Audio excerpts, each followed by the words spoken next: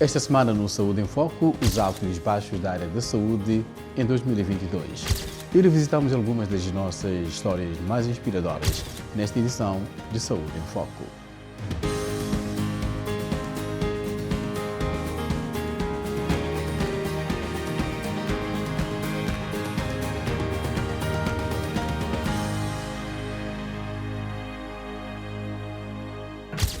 Olá e bem-vindo ao Saúde em Foco, eu sou o Benci Miguel. Ao longo de 2022 cobrimos tantos tópicos de saúde diferentes. Alguns foram difíceis, como a infraestrutura deficiente, preocupações com a segurança do trabalhador, secas e inundações.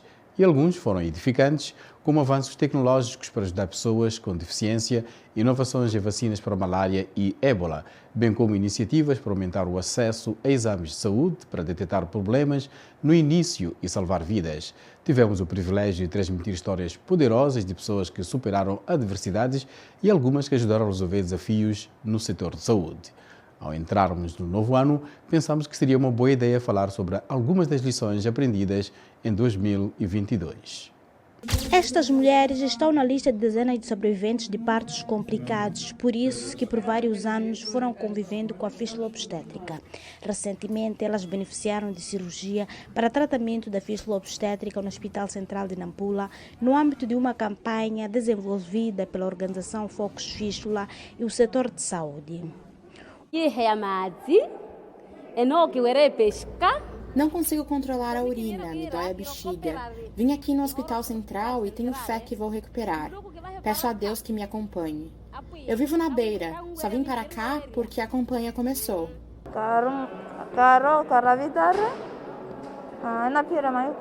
Estava grávida e quando chegou o dia do parto, vim aqui ao hospital e fui operada, mas perdi o bebê. Ficaram as dores da bexiga e não consigo controlar a urina. O médico urologista Igor Vaz, um dos especialistas no tratamento de fístula obstétrica em Moçambique, considera que há cada vez mais mulheres procurando pelos serviços de saúde para se livrar do problema, o que pode estar relacionado à disponibilidade de informação sobre a doença ou à queda na qualidade dos serviços de saúde prestados às mulheres. As fístulas que levam a uma desgraça completa no meio da sociedade e no meio do ambiente familiar são tratáveis. A maior parte das fístulas podem ser tratadas e as mulheres voltarem à atividade normal.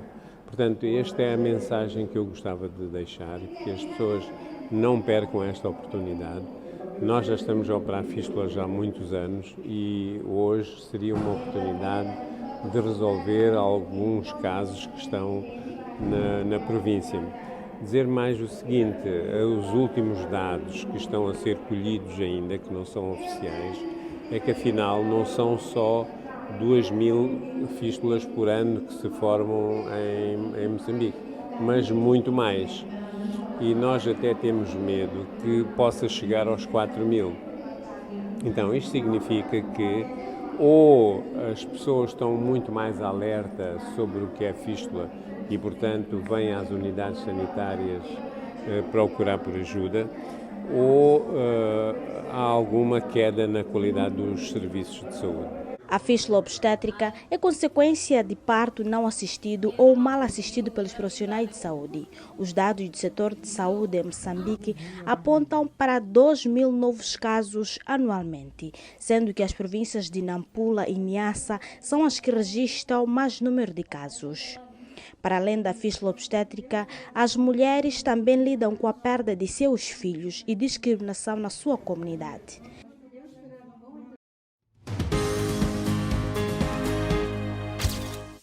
Uma das substâncias fundamentais para a saúde de nós na infância é o leite materno.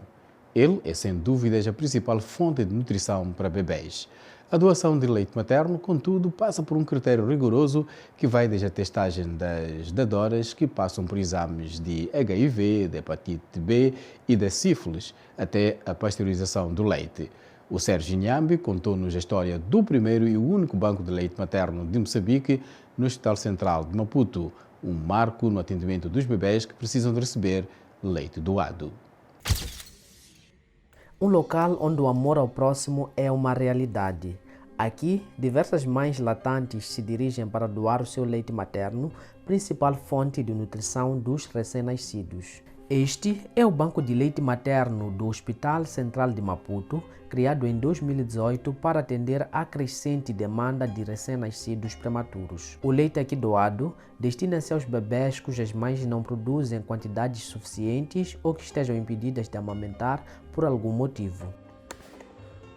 Na sala de doação encontramos Yolanda, dadora há mais de um mês. Apesar da sua rotina apertada de trabalho, procura sempre uma brecha para doar o seu precioso leite. Sei a importância que o leite tem para um recém-nascido e é uma coisa que só nós mães é que podemos dar. Daí que vi a necessidade de doar leite para as crianças que precisam, possivelmente porque as mães perderam a vida ou têm insuficiência de produção de leite. Foi o que me motivou. Com um sentimento de missão cumprida por estar a ajudar a nutrir outras crianças, para além do seu filho, Yolanda aproveitou a oportunidade para convidar outras mães a se juntarem à causa. Que doem, não necessariamente somente aos seus filhos, porque é algo que nós produzimos constantemente e muitas mães até acabam tendo a perda de leite. O leite sair então na via pública, molha a blusa, molha as camisolas, enquanto é um bem precioso que estaria a ir a uma criança que poderia estar a salvar a vida. Então, vamos doar, não dói, né? E quanto mais doamos, mais produzimos. Existem certos requisitos para a doação. Primeiro tem que ser alguém que esteja a amamentar. Então, ela tem que ter um bebê que esteja a amamentar, tem que ter testado e os resultados dos testes têm que ser negativos. Então, os testes são de HIV, de hepatite B e de sífilis. Então, esses são os 3 testes que são obrigatórios e devem ser feitos antes de iniciar a doação de leite.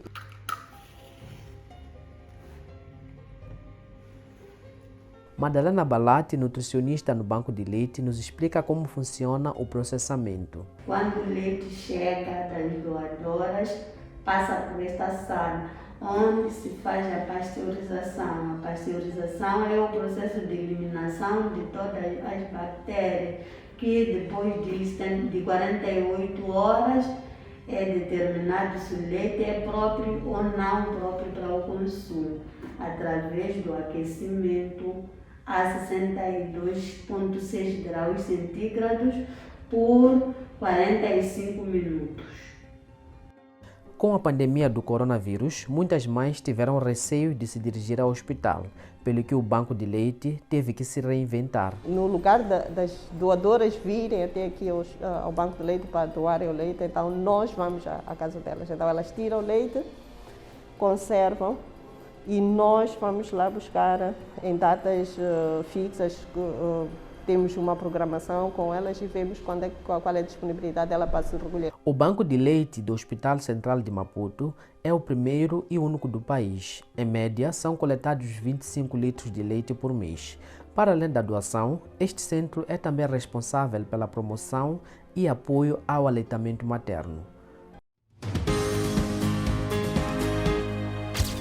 Na saúde feminina, nós falamos em 2022 sobre como as restrições do aborto pelo Tribunal Supremo aqui dos Estados Unidos impactam o continente africano. Ouvimos a doutora Ndola Prata, médica angolana e pesquisadora da Universidade de Califórnia, em Berkeley, sobre este tema.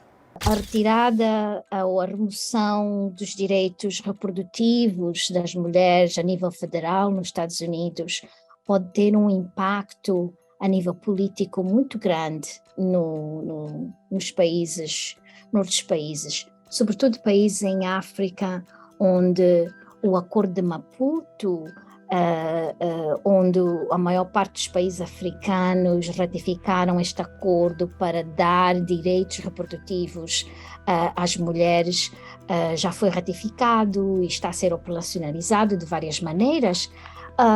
Portanto, dá a entender a certos países que ainda têm como líderes pessoas que não estão de acordo com esses direitos reprodutivos, de utilizarem esta estratégia de forma que aprendem que os direitos reprodutivos podem ser retirados de uma maneira rápida, não é? E através dos tribunais. A saúde reprodutiva é parte da saúde básica, não é? Dos cuidados primários de saúde, e por isso faz parte dos direitos de saúde, que são os direitos humanos. Os indicadores de saúde reprodutiva são indicadores, portanto, onde se vê rapidamente as desigualdades entre os ricos e os pobres. Independentemente da lei, por exemplo, a lei do aborto, em determinados países, os ricos e os que têm mais vantagens a nível social sempre vão ter um aborto seguro. Isso é que os dados nos mostram, mas os mais pobres têm que resolver os seus problemas com métodos inseguros, o que leva a uma grande mortalidade e também, e quando não se morre, mas há outros problemas de saúde que pode levar a muitas sequelas para o resto da vida. Em 2022, falamos também sobre a saúde dos homens e retratamos doenças como o cancro da próstata, que está entre as principais causas da mortalidade entre aqueles com mais de 40 anos de idade. Em Nampula, Moçambique, o urologista Osman Leon fala sobre como é preciso evitar e eliminar tabus ao se falar do cancro da próstata. Segundo o setor de saúde de Moçambique, o cancro de próstata está entre os mais comuns e constitui uma das principais causas de morte por cancro nos homens a partir dos 40 anos. Uma das apostas do setor de saúde para controlar a doença é o rastreio e tratamento nos casos de diagnóstico, mas poucos são os homens que se dirigem à unidade sanitária para fazer o rastreio devido ao medo, à vergonha e os tabus. Muitos homens, na verdade, têm o medo, porque e não sei se é por um mito ou é um caso real, mas muitos têm esse medo. Essa doença diz que às vezes ataca pessoas muito mais idade, tão avançada. Por exemplo, de 45 para frente, sempre vê afetar essas pessoas.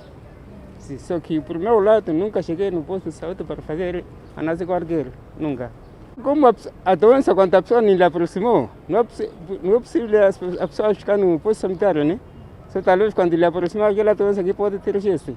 Neste mês de novembro, o mundo está a refletir sobre o cancro de próstata, tendo sido feitas várias campanhas de mobilização para adesão aos exames de rastreio.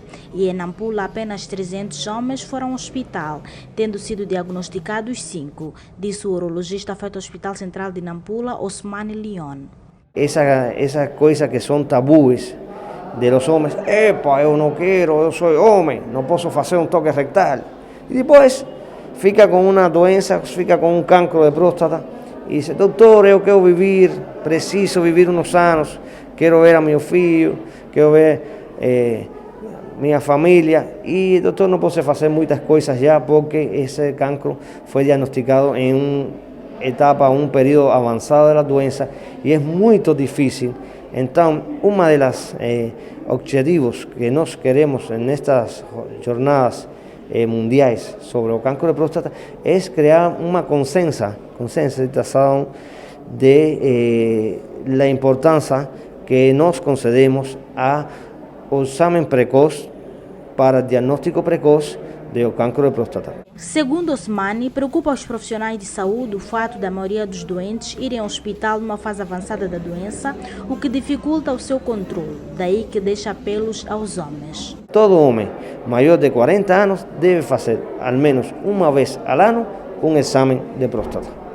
Isso não quita hombria, não quita masculinidade, mas tem grandes benefícios, porque pode diagnosticar ou um cancro, ou uma HPV, ou qualquer outra doença que aconteça em um homem e é prevenção, que é o que nós estamos a procurar na medicina do futuro, na medicina preventiva. Saúde é o mais precioso que temos. Teremos mais para a semana, aliás, próximo ano, foi Saúde em Foco com Bárbara Ferreira Santos e Amâncio Miguel. Bom ano.